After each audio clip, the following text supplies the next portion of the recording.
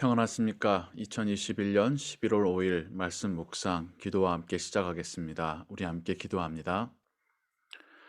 하나님, 하나님의 은혜 없이 한순간도 살 수 없음을 고백합니다. 하나님 말씀 없이는 올바른 길을 걸어갈 수 없음을 고백합니다. 하나님께서 지켜주시지 않는다면 사단의 위협 앞에서 우리는 나약한 존재임을 고백합니다. 하지만 하나님께서 우리와 동행하시고 또 우리의 길을 보여주시고 우리를 지켜주실 때에 우리는 능히 승리하며 살고 하나님께 영광 돌리며 살고 하나님께서 주시는 평안과 그 기쁨을 누리며 살게 됨을 고백합니다. 오늘 하루 그런 삶이 되게 하시고 주의 은혜 안에 거하게 하옵소서. 예수 그리스도의 이름으로 기도하옵나이다. 아멘.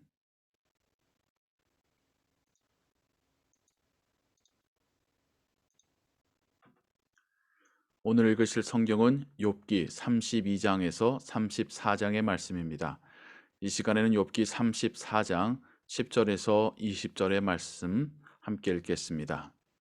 욥기 32장에서 34장까지는 욥의 세 방문자와 욥 사이의 변론과 토론을 마친 후에 엘리후라는 사람이 등장해서 그가 욥에게 또 세 명의 방문자들에게 그가 아는 하나님에 대한 이야기를 풀어놓고 또 이야기하는 장면입니다.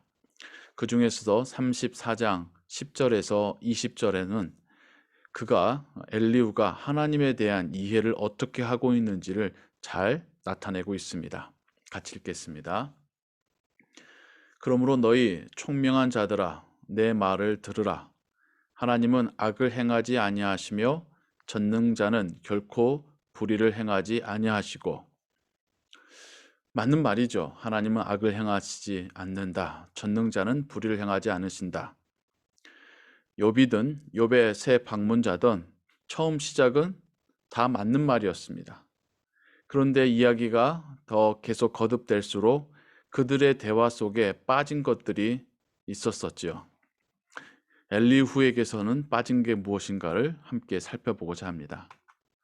사람의 행위를 따라 갚으사 각각 그의 행위대로 받게 하시나니 하나님의 심판에 대해서 말하고 있지요. 진실로 하나님은 악을 행하지 아니하시며 전능자는 공의를 굽히지 아니하시느니라. 하나님은 불의하지 않으시고 공의로우시다 라고 말하고 있습니다. 맞는 말이죠. 누가 땅을 그에게 맡겼느냐? 누가 온 세상을 그에게 맡겼느냐? 이 모든 세상과 땅은 그분의 소유이지 누군가가 그분에게 맡겨서 더 높은 분이 있는 것이 아니라는 겁니다. 그가 만일 뜻을 정하시고 그의 영과 목숨을 거두실진대 모든 육체가 다 함께 죽으며 사람은 흙으로 돌아가리라. 사람의 태어나고 죽는 것이 그분의 뜻 안에 있다는 것입니다. 맞는 말이죠.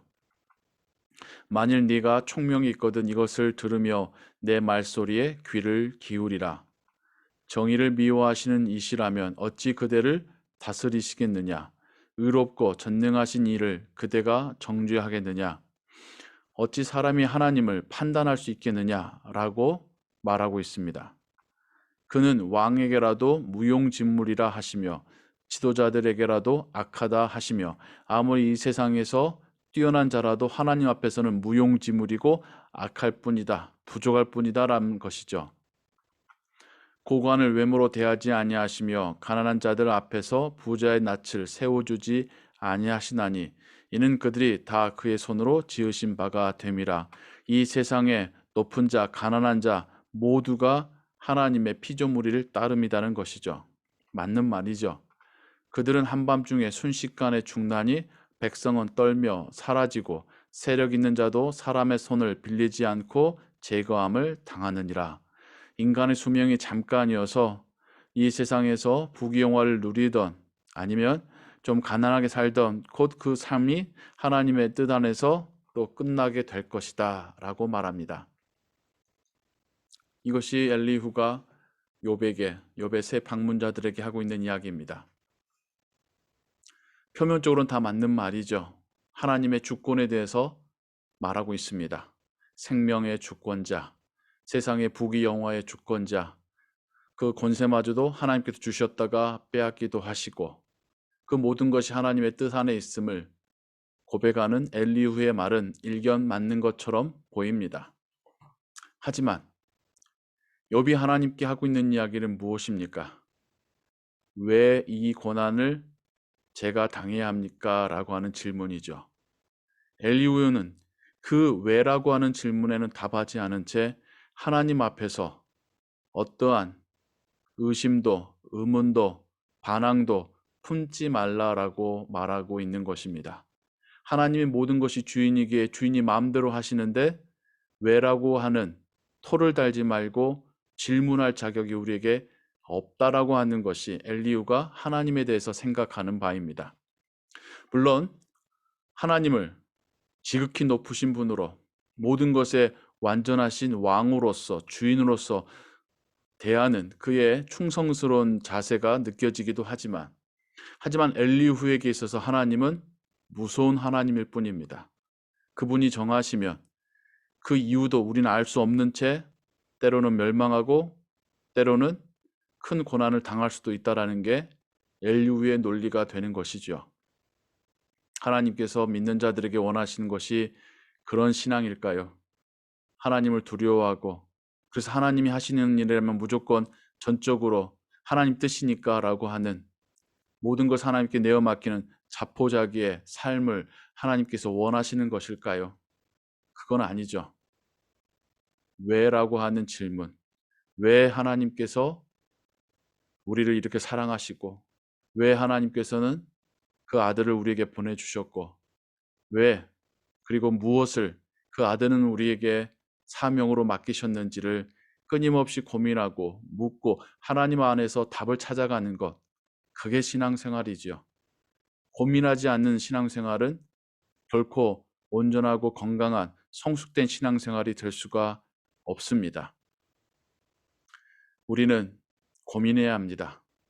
왜 하나님이 또 무엇을 우리에게 원하시는지, 그리고 우리의 삶이 어떠한 삶이 되어야 될 것인지 우리는 끊임없이 고민하고 하나님께 묻고 하나님 말씀 안에서 답을 찾아야 하겠습니다.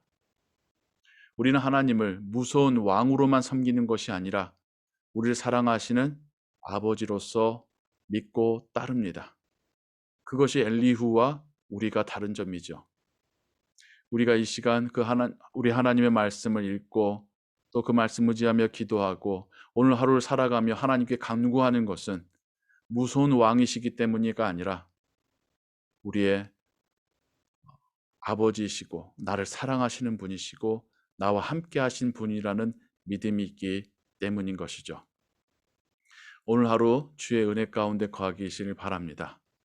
끊임없이 하나님께 묻고 그 답을 구하고 말씀 안에서 답을 찾아가는, 그러면서 조금씩 더 성숙되어져 가고 하나님의 형상을 회복해 가고 예수님을 닮아가는 여러분의 삶 되시기를 주님의 이름으로 축원합니다. 기도하겠습니다. 하나님 아버지, 우리는 하나님을 경외합니다. 경외는 두려워할 뿐만 아니라 사랑하는 것입니다. 모든 천지 만물의 창조주로서도 존경하지만 또한 우리를 사랑하시고 우리를 구원하신 아버지로서도 우리는 사랑합니다. 그 아버지의 뜻을 묻고 또 따르고 또 아버지를 기뻐하고 찬양하고 감사해하는 것, 이것이 하나님께서 우리에게 원하시는 삶의 자세임을 깨닫습니다. 오늘 하루 그렇게 살기를 원하고 그렇게 하나님과 동행하고 하나님으로 인해서 기뻐하고 하나님을 기쁘시게 하는 삶 되게 하옵소서. 성령께서 우리를 인도하실 걸 믿사옵나이다. 예수 그리스도의 이름으로 기도하옵나이다. 아멘. 주기도문 합니다. 하늘에 계신 우리 아버지여, 이름이 거룩히 여김을 받으시오며 나라의 마옵시며 뜻이 하늘에서 이룬 것 같이 땅에서도 이루어지이다. 오늘날 우리에게 일용할 양식을 주옵시고 우리가 우리에게 죄 지은 자를 사하여 준 것 같이 우리 죄를 사하여 주옵시고 우리를 시험에 들게 하지 마옵시고 다만 악에서 구하옵소서. 대개 나라와 권세와 영광이 아버지께 영원히 있사옵나이다. 아멘. 계속해서 기도하시고 오늘 하루의 삶 하나님의 은혜 가운데 평안하시기 바랍니다.